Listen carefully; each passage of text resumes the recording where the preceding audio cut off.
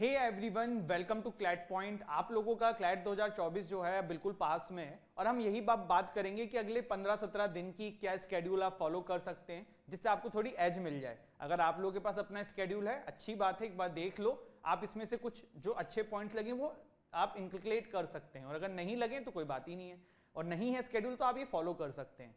देखो, दूसरी चीज इस पे हम आए उससे पहले, एग्जाम पास में है, थोड़ा बहुत डर और ये सारी चीजें जो है ना वो लगना बहुत स्वाभाविक है। There is a very famous कहावत कि गिरते हैं शहर सवार ही मैदान जंग में, वह तिफल ही क्या गिरे जो घुटनों के बल चिले।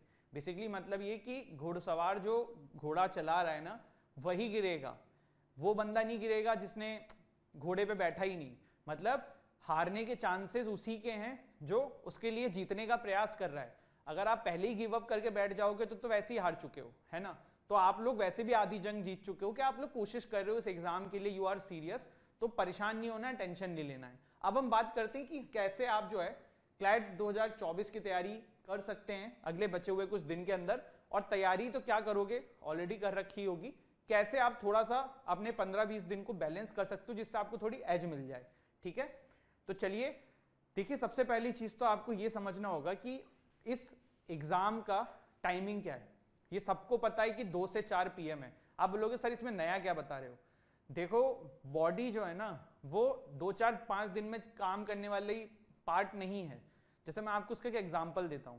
आपको क्यों लगता है कि आपको रात में 11 बजे 12 बजे या जो भी आपका स्लीप साइकिल है आपको उसके पास नींद आने लगती है? ये अपने आप नहीं होता है। ये हमारा बॉडी जो है ना एक वो पर्टिकुलर टाइम पीरियड के अडेप्टेशन पे चल रही है और इसलिए होता है। आप लोगों को मे बी कुछ ऐसे लोगों को जानते हो जो नाइट शिफ्ट करते हैं, नौकरियां, मतलब बहुत जगहों पे नाइट में काम करते हैं, तो उन लोगों को एक्चुअल में नाइट में नींद नहीं आती क्योंकि वो घर आके सुबह सोते हैं। उनकी बॉडी उस तरीके से अकस्टम हो जाती है। तो आपका पेपर 2 से 4 पे है, ये आपको पता है, लेकिन आप इसके लिए कर क्या रहे हो ये आपको समझना होगा। कर रहे हो ऐसा तो बहुत अच्छी बात है। आप इस बात को समझो कि आपका एग्जाम सेंटर जहां भी आएगा, बहुत सारे बच्चे अपने घर से दूर जाके रहेंगे, तो आपको एग्जाम वाले दिन सुबह 7 बजे मैक्सिमम उठना ही पड़ेगा। 7 AM पे आपको उठना ही पड़ेगा। और आपका अब जो रूटीन होना चाहिए ना वो यही होना चाहिए। क्यों ऐसा कह रहा हूं मैं, क्योंकि देखो हम बहुत सारे लोग ऐसे होते हैं जो रात रात तक जगते हैं, फिर सुबह उठते हैं, मतलब सुबह लेट उठते हैं और पढ़ाई करते हैं रात में, कोई खराबी नहीं है। लेकिन अब एग्जाम का जो टाइम है ना उसके अकॉर्डिंग आपको अपने आप को कस्टम करना होगा। तो सुबह 7 बजे से उठने की आदत डालिए, रात में 11 बजे सोने की कोशिश करिए। वैसे एग्जाम से पहले नींद नहीं आती है, अब अगर आपका सोने का साइकिल भी उस दिन आपके सपोर्ट में नहीं रहेगा ना, और नींद नहीं आएगी। एंड आप बहुत सारे लोगों से ये बात सुनेंगे, अगर आपने 10th 11th का एग्जाम दिया हुआ है, अगर आप एग्जाम से पहले सोते नहीं हैं तो बहुत दिक्कत हो जाती है एग्जाम वाले दिन, हेडेक हो रही है, सारी चीजें बहुत कॉमन है। तो पहले तो अपना स्लीप साइकिल सही करो। दूसरा, आपका जो माइंड है ना ये भी एक प्रोसेस के थ्रू वर्क करता है।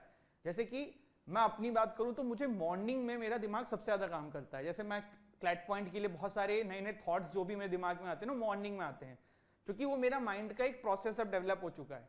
आपको एग्जाम 2 से 4 में देना है, इसका मतलब आपके माइंड का अवेलेबिलिटी पीक जो है ना वो 2 से 4 PM में होनी चाहिए। तो अब आपको इसके लिए क्या करना है, मॉक टेस्ट का टाइम यही रखना। अब अगर देखो, ये तो वैसे बहुत पहले से बच्चों को बता दिया जाता है, बट अगर आप लोगों ने अभी तक की टाइमिंग में मॉक नहीं देना शुरू किया है तो वही कहते हैं ना कि जब जागो तब सवेरा। अब तो जान चुके हो, अब ये मैंने बात बता दी है, तो अब 2 से 4 PM में मॉक देना शुरू करो। इसके अलावा किसी भी टाइम पे मॉक नहीं देना है, ये पहली चीज आपको करनी है। 2, इसके बाद अब बात करते हैं आपके पूरे दिन का स्केड्यूल क्या होना चाहिए। एक नॉर्मल स्केड्यूल कैसे वर्क करता है। सबसे इंपॉर्टेंट चीज, हम जब भी स्केड्यूल बनाते हैं ना, हम हमारी स्लीप को, सोने का उसमें अकाउंट नहीं करते हैं।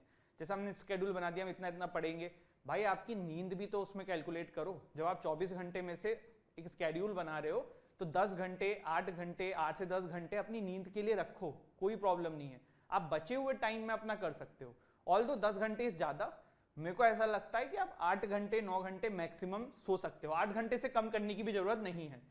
तो सबसे पहली चीज स्लीप की अकाउंटेबिलिटी ध्यान रखना। जब स्केड्यूल बनाओ अपना, ब्रेक्स उसमें होने बहुत जरूरी हैं। कोई भी स्केड्यूल ना सिर्फ स्केड्यूल बनाने से वर्क नहीं करता है, हर इंसान का एक इफिशिएंसी होती है कि हम इतने से इतने समय तक बैठ सकते हैं, इससे ज्यादा नहीं बैठ सकते हैं। जैसे मेरे साथ है कि मेरी सिटिंग मैक्सिमम 1.5 घंटे की है एक बार, चाहे मैं पढ़ाई करूं चाहे मैं काम करूं। 1.5 घंटे के बाद मेरे को एक जगह पे बैठ के मतलब थोड़ा सा ब्रेक चाहिए होता है। तो आपको अपनी स्केड्यूल में ब्रेक्स इंक्लूड करने हैं, और वो कैसे करने वो मैं आगे बताऊंगा। प्रोडक्टिविटी थ्रू आउट नहीं रहती है, ये एक बहुत बड़ी गलती हम लोग करते हैं। तीसरा पॉइंट क्या था भी मैं आगे डिटेल में एक्सप्लेन करूंगा, बट जब हम स्केड्यूल बनाते हैं ना, हम ये बात भूल जाते हैं कि हमारा दिमाग एक टाइम पे, मतलब जैसे जब भी आप शुरुआत करते हो तो ज्यादा प्रोडक्टिव रहता है, धीरे धीरे थोड़ा सा कम हो जाता है। तो आपके स्केड्यूल उसी तरीके से होना चाहिए कि सबसे इंपॉर्टेंट काम पहले, फिर बाद में। डिटेल में मैं अभी बता रहा हूं, मैं बताना क्या चाह रहा हूं। सबसे पहली चीज जो हमने अकाउंट फॉर स्लीप किया था, उसका मतलब क्या है? दो चीजें हैं, जैसे कि आपने कोई टारगेट मिस कर दिया, तो अब आप कहोगे कि नहीं चलो आज मैं पूरी रात जग के पढ़ लेता हूं, कल से मैं वापस से फिर रूटीन फॉलो करूंगा। नहीं, आप नेवर कॉम्प्रोमाइज योर स्लीप। अब इन कुछ 15-20 दिन के अंदर सो आराम से कर लिया है, सो लिया है, अब उठ के पढ़ाई करो। अब सोने का मतलब ये नहीं कि कुंभकर्ण बन जाना है हमें, नहीं, 8 घंटे 9 घंटे जो भी आपको नींद सही लगे उतनी लो, उसके बाद फिर अपने स्केड्यूल पे आ जाओ। लेकिन अपने स्केड्यूल के अंदर 9 घंटे के आसपास सोने के लिए आप रख सकते हो, कोई प्रॉब्लम नहीं है। एंड मोस्ट इंपॉर्टेंट थिंग चीज है ये, never compromise on your sleep अब इन बचे हुए दिनों में। दूसरी चीज मैंने आपसे बोली थी, आपकी जो भी स्केड्यूल आप बना रहे हो, मैं आपको ये बताऊंगा ही नहीं कि आप इतने से इतने ये करो, इतने से इतने, वो आपको बनाना है, पर करना क्या क्या है उसके अंदर वो मैं बता रहा हूं। अगले कुछ दिनों के लिए आपको कोऑर्डिनेटेड ब्रेक्स अपने स्केड्यूल में इंट्रोड्यूस करने हैं। ये पहले भी करने चाहिए थे, बट अगर नहीं बनाया था स्केड्यूल, कुछ नहीं किया था, छोड़ो ना, अब करना है तो अब इस चीज को समझना होगा। कोऑर्डिनेटेड ब्रेक्स क्या होते हैं? एक लॉन्ग ब्रेक्स होते हैं, एक होता है शॉर्ट ब्रेक। जैसे मैं आपको एग्जांपल देता हूं, आपके दिन की पहली सिटिंग ना सबसे लंबी हो सकती है। जैसे आप मॉर्निंग में उठते हो, मान लिया आपने 7 बजे उठे, ब्रश व्रश सब काम निपटाया, 7:30 तक आप रेडी हो, आपने 7:30 से पढ़ाई शुरू करी, आप वहां पे 3 घंटे की सिटिंग कर सकते हो, 2.5 घंटे की कर सकते हो। और ये बात आप फील करोगे कि मॉर्निंग में सबसे ज्यादा फ्रेश रहते हैं जब हम उठते हैं। किसी किसी का मॉर्निंग दिन में होता था, लेकिन अब सबका मॉर्निंग सुबह ही होना चाहिए, क्योंकि पेपर अपना 2 से 4 है, मैंने समझा दी है वो बात। तो आप जब उठोगे ना, तो उस समय आपका एक लॉन्ग सिटिंग हो सकती है। तो लॉन्ग सिटिंग के बाद, जैसे आपका एक एग्जांपल ले लेता हूं, 3 घंटे का आपने एक सिटिंग कर ली, इसके बाद आप एक लॉन्ग ब्रेक ले सकते हो 1 घंटे का। और उस ब्रेक में करना क्या है ये भी समझ लो। जितने भी आप ब्रेक्स लो ना अब अगले कुछ दिनों में, उसमें एक चीज को बहुत इंपॉर्टेंट रोल देना कि उस समय आप पढ़ाई से रिलेटेड कुछ ना करो, एग्जाम से रिलेटेड कुछ ना करो, और ऐसे लोगों के टच में मत आओ जो एग्जाम से रिलेटेड है। मैं फिर से बात बोल रहा हूं, जब आप ब्रेक्स लो ना अब अगले 15-20 दिन के अंदर, आप इसमें जो ब्रेक्स के अंदर कोशिश ये करना कि एग्जाम रिलेटेड चीजें नहीं करनी है, और कोई ऐसी भी चीज नहीं करनी है जो आपका ज्यादा डिमांड करे। जैसे एक एग्जांपल देता हूं, कोई मूवी आई है 3 घंटे की है, आपने प्लान किया कि चलो यार आधे आधे घंटे करके देख लेंगे ना, पूरे दिन में खत्म हो जाएगी, तो आपने इस ब्रेक में 1 घंटे देख लिया। भाई दिमाग ऐसे काम नहीं करता है, आपके अनकॉन्शियस माइंड में, दिमाग में वो कहानी है। अब आप कुछ भी पढ़ोगे ना, आपके दिमाग में बैक ऑफ माइंड चल रहा होगा कि मुझे यार वो मूवी कंप्लीट करनी है। तो कहने का मतलब है कि आपको इस चीज पे ध्यान रखना है कि आप इन ब्रेक्स के अंदर क्या करोगे।